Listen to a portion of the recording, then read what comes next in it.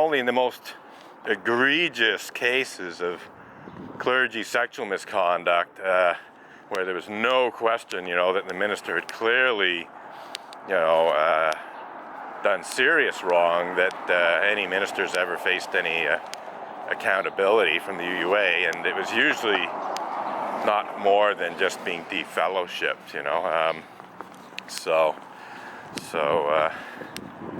just pretty pathetic response to clergy abuse by the Unitarian Universalist Association that has been going on for decades. Got a woman looking at the picket signs here.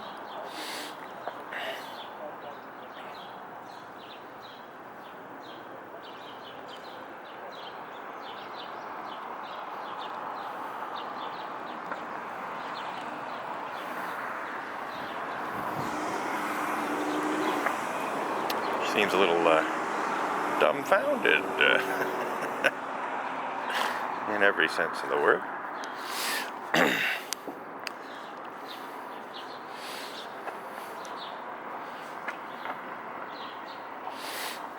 Like nothing to say, but she definitely did seem taken aback, would be another way to put it.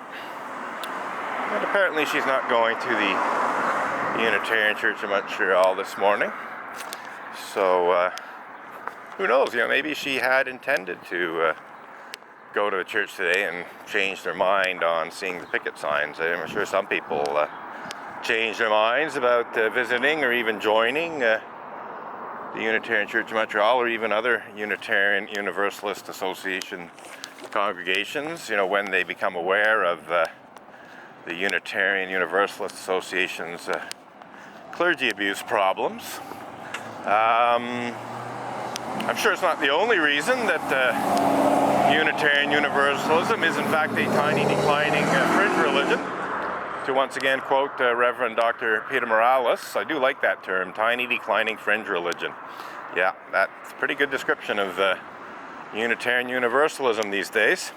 And it came straight out of the mouth of Reverend Peter Morales. In fact, it was spoken in his sermon in which he announced his intention to run for president of the Unitarian Universalist Association. So he essentially announced his intention to run to be president of the tiny declining fringe religion, TM. I found that quite hilarious. Had a lot of fun with it over the years. I'm still having fun with it. I don't use the tiny declining fringe religion, TM, that is, trademark, to describe Unitarian Universalism as much as I used to, but while Reverend Dr. Peter Morales was president, I did like to twist his hypocritical tale a little bit by using that phrase to describe Unitarian Universalism. It's always good to throw people's words right back at them.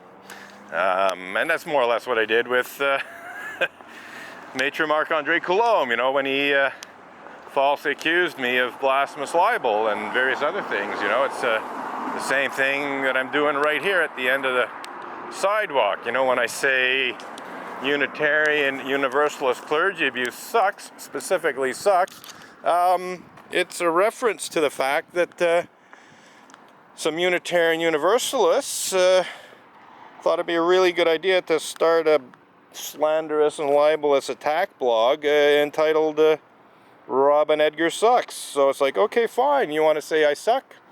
You can do that, I don't mind too much, but I'll just remind people that Unitarian clergy abuse sucks. And when Unitarian Universalist clergy or UUA leaders and so on behave in an extremely hypocritical manner, well, I'll use the term sucks and blows at the same time to describe their hypocrisy, and we'll see how much you guys like that. And apparently they didn't like it very much because as part of the legal bullying, as part of the initial cease and desist demand letter that I was served with in June of 2012, I was actually accused of sexual harassment of a Unitarian Universalist minister for using the term sucks and blows at the same time to describe their hypocrisy. So again, Maitre Marc-André Coulomb didn't do his research very well, because if he had actually researched the term sucks and blows at the same time, he would have discovered that it's not sexual in nature at all, and in fact, if it was interpreted from a sexual standpoint, it would destroy the meaning of the term. It's all about inhaling and exhaling air at the same time, two totally contradictory actions. Nothing all that contradictory about sucking and blowing on the sexual side of things. Pretty much exactly the same thing. So the phrase loses its meaning when interpreted by a dirty-minded Stikeman Elliott barristers and solicitors litigation lawyer.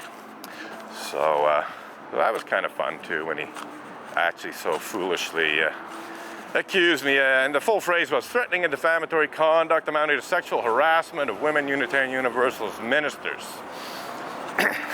for using the term sucks and blows at the same time to describe the two-faced hypocrisy of a certain female Unitarian Universalist minister, to say nothing of some other Unitarian Universalist ministers. I mean, I never ceased and desist from using that term. In fact, I used it a fair number of other times after being told it was sexual harassment, which I knew was going to be very hard to prove in court. I'd say it'd be almost impossible to prove in court.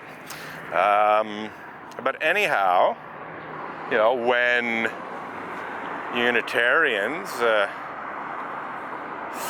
basically say things that are inappropriate, either about me or in general, or about other people, I do like to make them eat their words, is what it comes down to.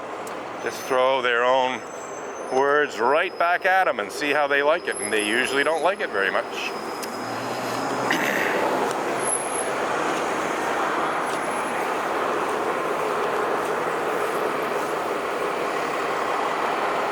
Some people on the bus having a good look at the picket signs here. Quoi? 5-4, non, tournez à droite ici. Oui, à droite, oui.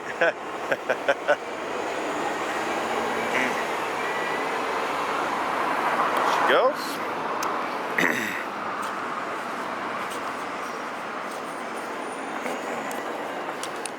So just somebody asking directions for St. Catherine Street. She thought she had to go left, and I said, no, you actually have to go right. And in turning right, she's going to merge into St. Catherine Street. So, you know, I generally like to be helpful when I can. In fact, I think I'm being helpful right now to numerous people who have been abused by clergy, whether sexually or not. You know, this protest speaks out on behalf of, not just myself, but other victims of clergy abuse. You know, for instance, I'm myself, I'm not a victim of any sexual misconduct, unless you want to construe, the Rob and Edgar Sucks blog as being sexual harassment of yours truly, because they use the word sucks in it, which I don't actually, but some insane UUA leader and some less than competent Stikeman Elliott litigation lawyer seems to think that just using the word sucks to describe someone constitutes sexual harassment. Well, if I'm sexually harassing women Unitarian Universalist ministers for using the terms sucks and blows at the same time to describe their hypocrisy, and I should add that I'm equal opportunity in that. I have used that term to describe the actions and the hypocrisy of male Unitarian Universalists as well, including Reverend Dr. Peter Morales and so on.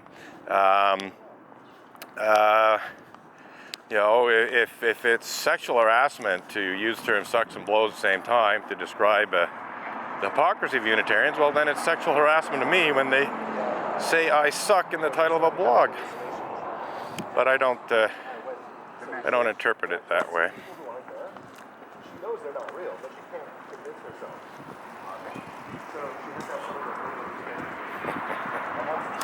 So, a couple of members of the Unitarian Church of Montreal showing up here.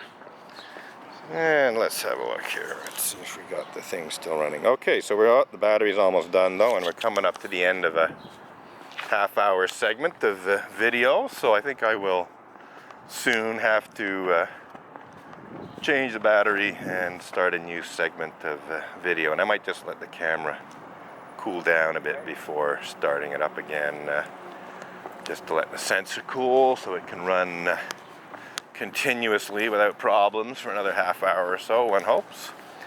But yeah, it's pretty quiet. It's the summer season, so the minister is not delivering sermons. It's just lay people, generally a lower turnout.